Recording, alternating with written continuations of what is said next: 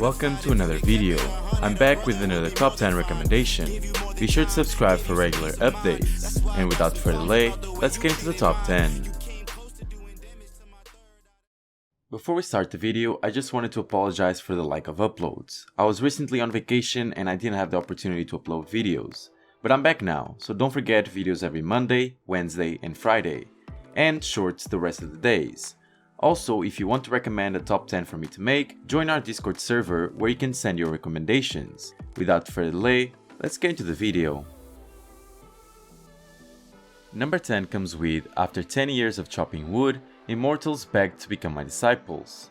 The main character is reincarnated into a world of cultivation and martial arts, and is granted a system, but the only thing this system tells him to do is chop wood.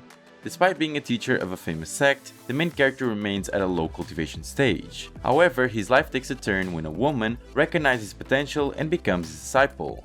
Despite this being a fairly entertaining story, one of its drawbacks is the fact that you can't really understand the main character's power level and the origin of his strength, which can be confusing for readers. Additionally, the heavy over-sexualization of female characters is always an issue. Despite that, I did enjoy the story so far, and I do think it has some potential, especially for such an overpowered main character. With better explanations of the story gaps and less objectification of characters, it has the potential to evolve into a more engaging narrative. So, give it a chance if you like. There's no official translation at the moment.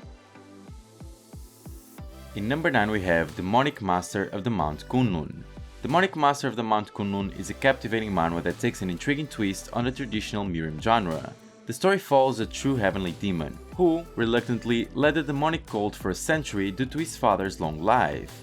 However, after inheriting the cult leadership and a year of unwanted turmoil, he dies. But fate has other plans, and he wakes up as a baby, abandoned on the roadside and subsequently taken in by a martial artist from the Justice faction of Sect Kunlun. As he becomes Jungguan, his rebirth offers a fresh perspective on life, away from the burdens of his past. The story beautifully explores his curiosity for warm relationships and the life free from bloodshed. Demonic Master of the Mount Kunlun is a breath of fresh air in the Mirim genre, offering a unique narrative with well-defined characters and a compelling premises. It's a tale of rebirth and redemption that's sure to captivate readers seeking a different take on the martial arts world. While the first season has ended, I'm not 100% sure when the second one will begin, but I do hope it's soon. There's no official translation at the moment. Number 8 comes with The Villain is Unparalleled. This story offers a fresh and engaging twist on the traditional martial arts trope. The plot revolves around the main character who awakens in the body of the novel's villain, Hyuk Ryon.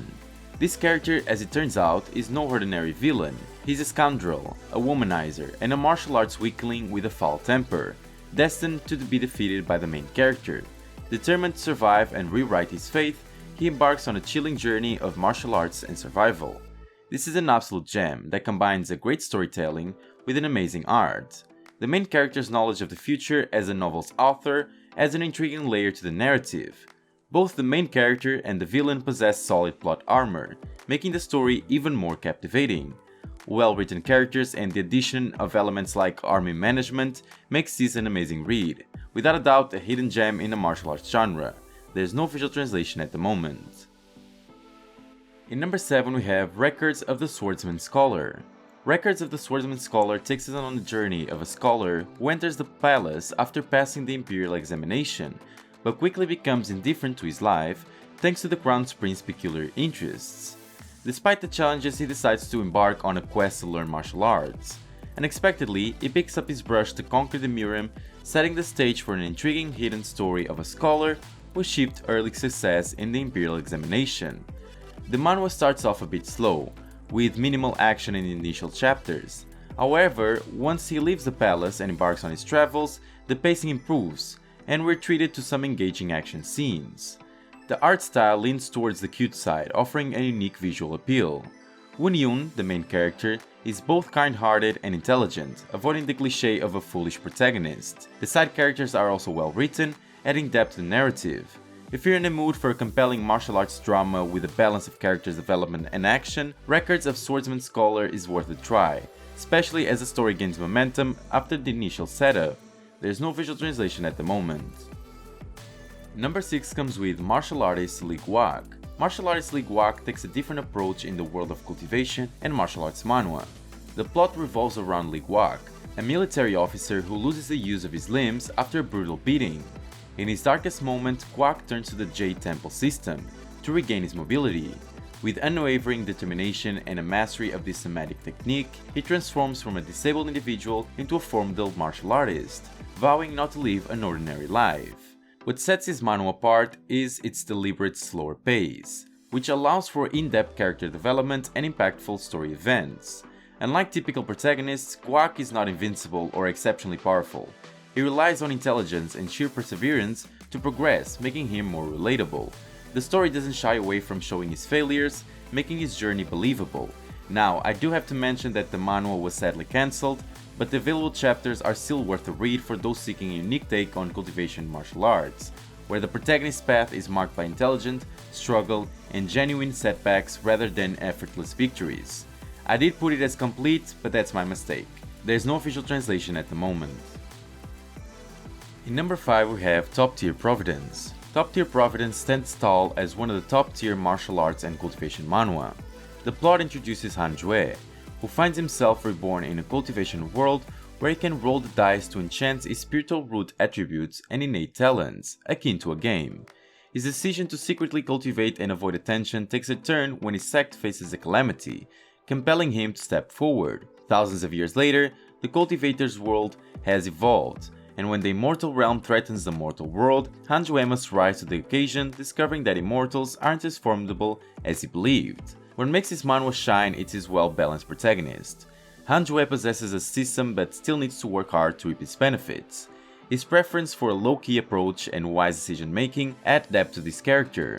The story offers minor comedic moments, and side characters are thoughtfully crafted, avoiding the pitfalls of one-dimensional characters. Visually, the art is pleasing and it complements the story. I do have to mention that despite the various attempts by female characters to join our protagonist, he refuses, and focus solely on cultivating. This is definitely something rare and I truly enjoyed reading. There's no official translation at the moment. Number 4 comes with Master of Lightning Knives. This is a gem that deserves far more attention than it gets. The plot follows a young orphan who crosses paths with the master of a secret martial art, leading him down a path of eccentric and grueling training that involves bizarre tasks like laundry, cooking, and music. The goal? To master the otherworldly lightning knives, but surviving the sadistic teacher's training and battling his own ego won't be easy. This manhwa stands out for its exceptional storytelling. The protagonist doesn't become overpowered, but faces realistic challenges, setting it apart from other similar stories. The author skillfully blends comedy and various elements to keep the plot engaging and avoid repeating himself. Although the initial chapters may seem slow, once the narrative takes off, you'll be hooked. While the art may seem standard for manhwa, it excels in attention to detail, with shadows, shading, and intricate backgrounds adding depth to the visuals. The characters are a highlight, each evoking strong emotions, whether it's love or hate. Even minor characters from earlier plots make memorable appearances, enhancing the overall story.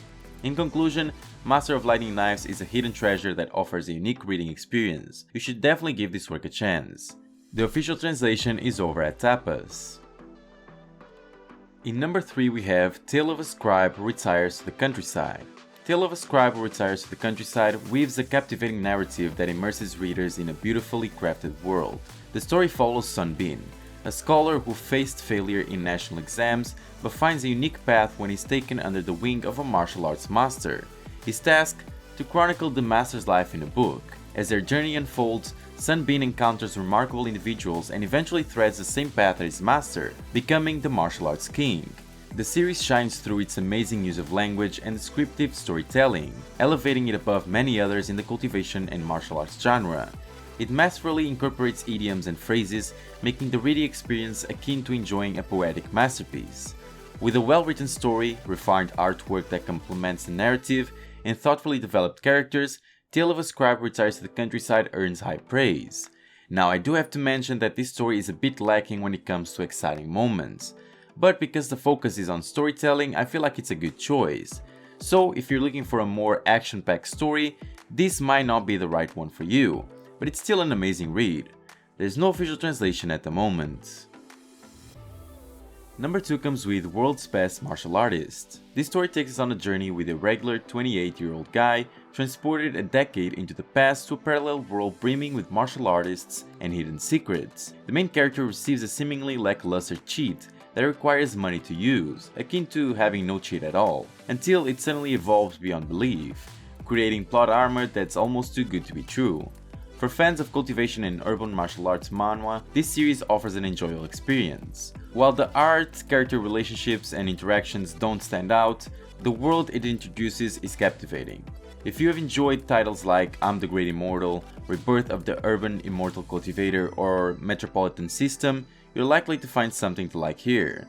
The story primarily focuses on the main character's growth and the battles, with minimal attention given to anything else besides these aspects. It's a clean art style, and the overpowered main character eventually catches up with the other protagonists, making it worth the read for those willing to explore a world of martial arts and cultivation. While it might not be the best, it's still an exciting read, so why not give it a chance? There's no official translation at the moment. And in number 1 we have Gosu. Gosu is a manhwa that packs a unique punch into the world of revenge, martial arts, and comedy. The plot centers on Gangyong, who adopts the guise of a dumpling delivery boy on a mission to avenge his mentor's death. While the comedy occasionally hits the mark, and the martial arts are amazing, the revenge element feels somewhat missing in the first part, which is not exactly good, but it does give anticipation for the second part. The story itself is refreshing distinct, setting it apart from the cliché tropes seen in many other manhwa. If I had to, I would compare this to Hunter x Hunter, on how much spotlight the side characters get, which is something I truly enjoyed. Despite that, in the first part, the main character feels a bit bland, but there is room for character improvement. In conclusion, Gosu is an enjoyable manhwa with a fresh storyline, captivating side characters, and impressive art. While the main character's development is a work in progress, the series is on the right track. And if you want to read this amazing story, go over to Webtoon for the official translation. Now guys, this is the top 10 martial arts manhwa. Did you find any manhwa that you haven't read yet? Did you like it? If this video helped you in any way, leave a like and subscribe to the channel, and don't forget to activate the bell so you don't miss any video. Thank you for watching, and I'll see you next time.